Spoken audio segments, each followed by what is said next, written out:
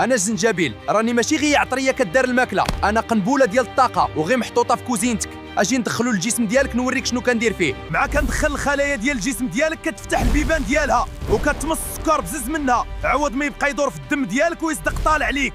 انا الانتي فيروس ديال الجسم ديالك، كنقتل اي ميكروب كيقرب جهتك، والرواح غير كيشوفني كيهرب وكيغبر ليه الاثار السخونيه اللي فيا كتحرق الدهون وكتسرع القدره ديال الجسم على حرق السعرات الحراريه، وهكا كيبدا ينقص لك الوزن وتمشي لك الكرش. انا مسكن طبيعي، كنسخن الالتهاب حتى يتحيد الورم ويمشي الوجع، وكنخفف من الام ديال الروماتيزم والمفاصل. السخونيه ديالي كتعالج انخفاض نسبه هرمون التستوستيرون في الدم، وهو الهرمون المسؤول عن القدره الجنسيه، يعني كنرجعك بحال السبع. وباش تستافد من الفوائد ديالي ما تاخذنيش غبره غير الدقيق والملون، باش ما يضحكوش عليك شدني خضر ولا وقف على العطار تيطحني قدامك. الا عجبك الفيديو دير جيم واشترك في القناه باش يوصلك الجديد ديالنا وتشجعونا اكثر، وخلي لينا الراي ديالك في التعليق. بسلامه عليكم.